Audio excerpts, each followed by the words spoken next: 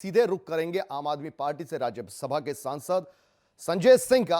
Live हमारे साथ जुड़ रहे हैं, बहुत सी बातों का उनके बारे में जिक्र करेंगे और बहुत से मुद्दों का भी जिक्र करेंगे। बहुत बहुत स्वागत है संजय जी आपका R9 टीवी पर। नमस्कार और आपके दर्शकों को मेरा नमस्कार जी।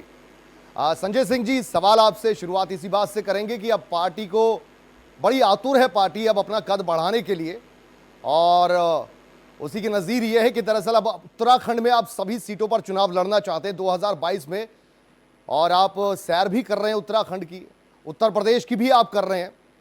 क्या एजेंडा क्या है आपका? देखिए, जो यहाँ के बुनियादी मुद्दे हैं हम उसको राजनीति के केंद्र में लाना चाहते हैं। और आज उत्तर प्रदेश में कोरोना और क्राइम के बीच में कंपटीशन चल रहा है, एक प्रतियोगिता चल रही है कि कोरोना आगे जाएगा कि क्राइम आगे जाएगा। आए दिन यहाँ पे हत्या की, लूट की, बलात्कार की, डकैती की, अपहरण की घटनाएं हो रही हैं। और आए किस बात को लेके थे योगी जी? न गुंडाराज न भ्रष्टाचार। और इन दोनों मुद्दों पर यह सरकार पूरी तरीके से फेल साबित हो रही है। 69,000 शिक्षक भर्ती का घोटाला यहां पर हुआ।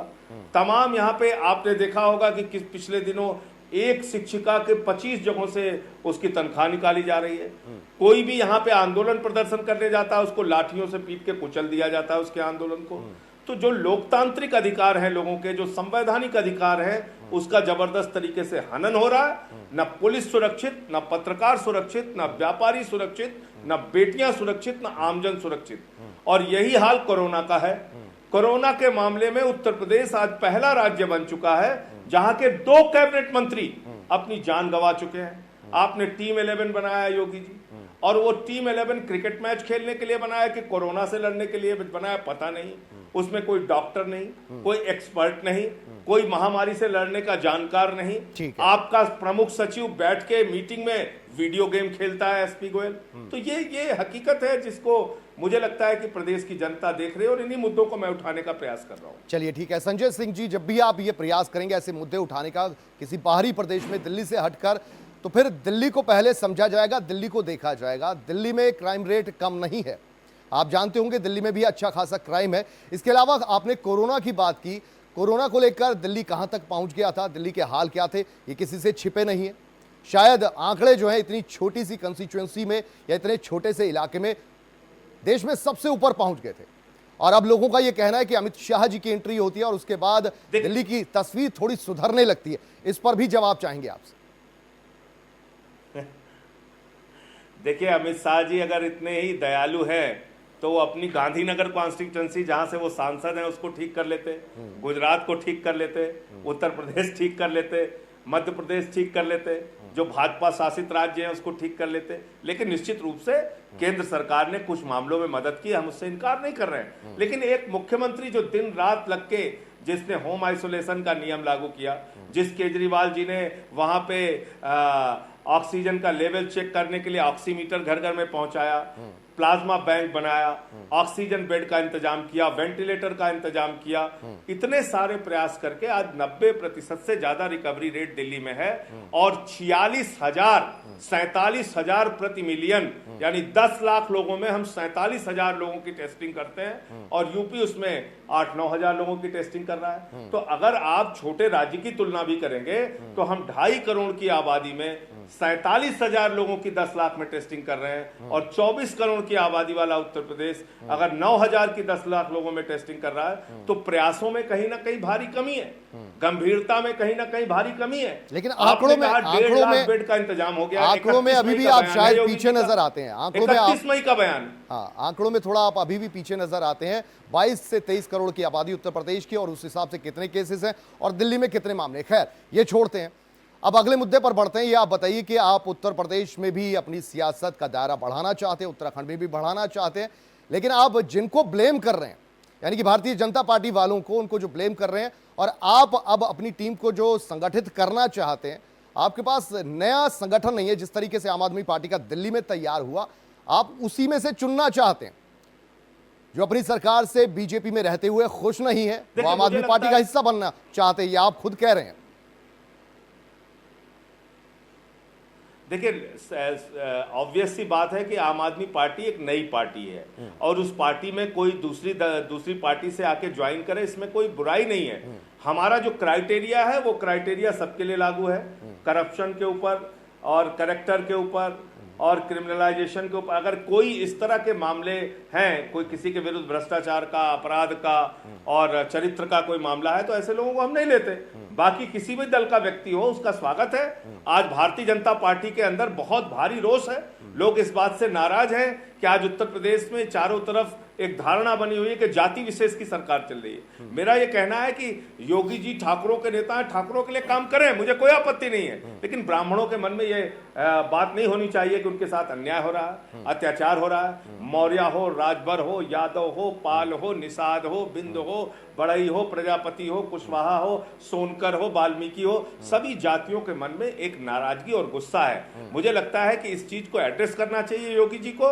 एक लोकतांत्रिक ढंग से चुनी हुई सरकार 24 करोड़ लोगों की होती है, ये बात उनको समझनी चाहिए। और मुझे लगता है कि अगर इस बात को उन्होंने नहीं समझा तो आज तो भाजपा के अंदर से सवाल उठ रहे हैं। बीजेपी के 2 विधायक देवमणि दुबे जी और उमेश द्विवेदी जी, उत्तर प्रदेश में सियासत कैसे चलती है, कितना अन्याय हुआ, कितना अत्याचार हुआ, बताइए। संजय सिंह जी, आप तो खुद भी उत्तर प्रदेश हैं और आपको पता है कि दरअसल उत्तर प्रदेश में सरकार कैसे चलती है। जातियों में विभाजन करना पड़ता है और सारी मुख्तलिफ पार्टियां यही सियासत करती आई हैं और अब आपने भी घोषित कर दिया कि ठाकुरों के नेता हैं योगी आदित्यनाथ। ऐसा योगी आदित्यनाथ तो नहीं कहते। देखिए, ऐसा है कि मुझे अगर जातिवाद करना होता तो मैं तो ठाकुरों की बात करता। मैं जातिवाद की बात नहीं कर रहा हूं, मैं तो कह रहा हूं कि लोकतांत्रिक और संवैधानिक ढंग से चुनी हुई सरकार सबके लिए होनी चाहिए और यह बात सबको कहनी चाहिए।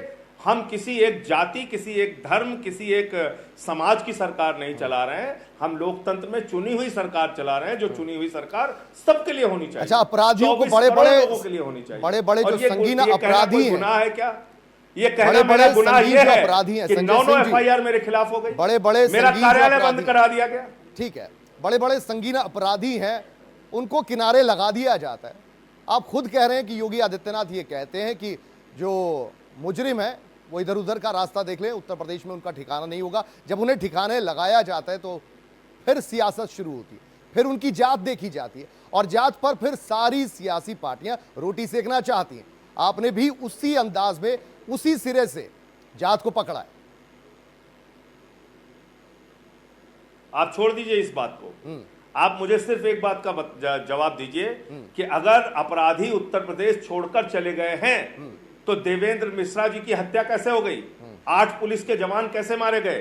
विक्रम जोशी पत्रकार की हत्या कैसे हो गई?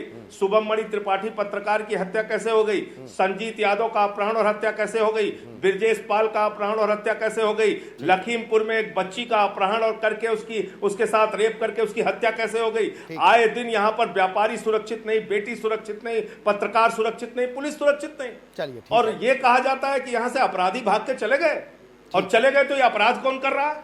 ठीक है, तो चलिए, ऐसे मामले ठीक है, ऐसे मामले अपराध नहीं होने चाहिए, लेकिन प्रभात मिश्रा दिल्ली में भी रजिस्टर्ड 12वीं में पढ़ने वाला बच्चा, उसका इनकाउंटर करके हत्या कर दी गई। ठीक है संजय सिंह जी, खुशबू दुबे को 2 दिन पहले नवविवाहिता आती है, उसको उठा के जेल में डाल दिया गया। सरासर गलत है, लेकिन ऐसे मामले दिल्ली में भी रजिस्टर्ड होते हैं। और मैदान से हटकर थोड़ा पहाड़ों की तरफ चढ़ते हैं जहां आपका आकर्षण बढ़ता जा रहा है। आपने कहा कि 62% जनता ये चाहती है कि उत्तराखंड में आप फुल फ्लैज चुनाव लड़े और इसी के बाद आपने ऐलान कर दिया कि हम 70 की 70 सीटों पर विधानसभा चुनाव लड़ेंगे। क्या यहां पर आपका एजेंडा रहेगा, क्या क्या मुद्दे रहेंगे आपके, वो जरा उनका खुलासा कर दीजिए। देखिए, मुझे लगता है कि इसके बारे में तो आधिकारिक तौर पे हमारे जो वहां के प्रभारी हैं दिनेश मोहनिया जी आपको बहुत डिटेल में बता पाएंगे। एक बात आपने अभी कही कि दिल्ली में भी अपराध हो रहा है। भाई, दिल्ली में जो अपराध हो रहा है उसके लिए हम नहीं जिम्मेदार हैं, उसके लिए भारतीय जनता पार्टी द्वारा शासित केंद्र सरकार और उसकी पुलिस जो गृह मंत्री जी के अधीन आती है उसके ऊपर जिम्मेदारी है। हमारी जिम्मेदारी क्या थी? महिलाओं की सुरक्षा के लिए सीसीटीवी कैमरे लगवाना और उसकी बदौलत आज महिलाओं के विरुद्ध अपराध रोकने में और वैसे अपराध रोकने में काफी मदद मिली है। और दिल्ली के सरकार के सीसीटीवी कैमरे की फुटेज से अपराधियों पर कार्रवाई करने का काम दिल्ली पुलिस ने भी किया। अब आ जाते हैं उत्तराखंड पे। उत्तराखंड में हाँ संजय सिंह जी, दूसरे राज्यों में जब आप सियासत करने जाएंगे, आप दिल्ली का एग्जाम्पल देंगे, सवाल यह उठता है कि फ्री बीज की जो राजनीति है, यानी कि उपकार की जो राजनीति है, वो दिल्ली पर हावी हुई, उसका फायदा लोगों को मिला, इसलिए आप दोबारा चुने भी गए।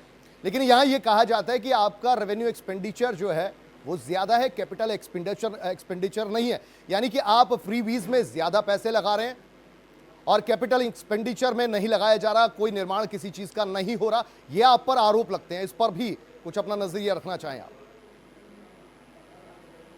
देखिए, पहली बात तो हम और आप दोनों लोग ये बात समझ लें कि किसी भी सरकार के खजाने का पैसा जनता का पैसा है, ये किसी की निजी संपत्ति नहीं है। और जनता के पैसे से जनता का सहयोग करना ये लोकतांत्रिक ढंग से चुनी हुई लोक कल्याणकारी सरकार का कर्तव्य है, जिम्मेदारी है।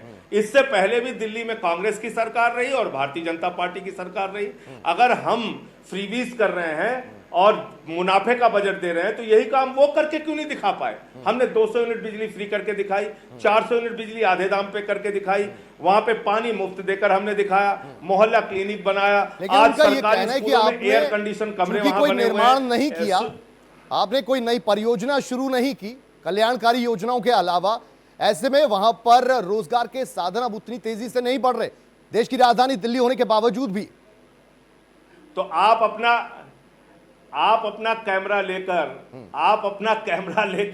भाजपा और कांग्रेस के नेताओं को साथ में लीजिए, जाकर हमारा स्विमिंग पूल दिखाइए, जाकर हमारा एथलीट का ग्राउंड दिखाइए, जाकर हमारा वर्ल्ड क्लास हॉकी का ग्राउंड दिखाइए जो हमने सरकारी स्कूलों के अंदर बनाया, वो एयर कंडीशन कमरे दिखाइए, वो मोहल्ला क्लिनिक ठीक है, आखिरी सवाल फ्लाईओवर्स दिखाइए। संजय सिंह जी, आखिरी सवाल हाइपोथेटिकली सवाल है, अगर आप उत्तराखंड में आप ताल ठोक चुके हैं, 32 सीटें कांग्रेस की, 32 बीजेपी की आती हैं, 6 आपकी आती हैं, आप किसका समर्थन करेंगे? देखिए, ये काल्पनिक बातें हैं। हम किसी राज्य में चुनाव लड़ेंगे तो चुनाव पूरे दमदारी के साथ लड़ेंगे और वहां पर सरकार बनाने के लिए लड़ेंगे, रस्म अदायगी के लिए चुनाव नहीं लड़ेंगे। तो ये सारी बातें राजनीति में काल्पनिक बातें होती हैं। चुनाव का मैदान है। संजय सिंह जी, वक्त की थोड़ी कमी है, बहुत बहुत शुक्रिया आपका R9 टीवी से जुड़ने के लिए और अपनी बातों को रखने के लिए।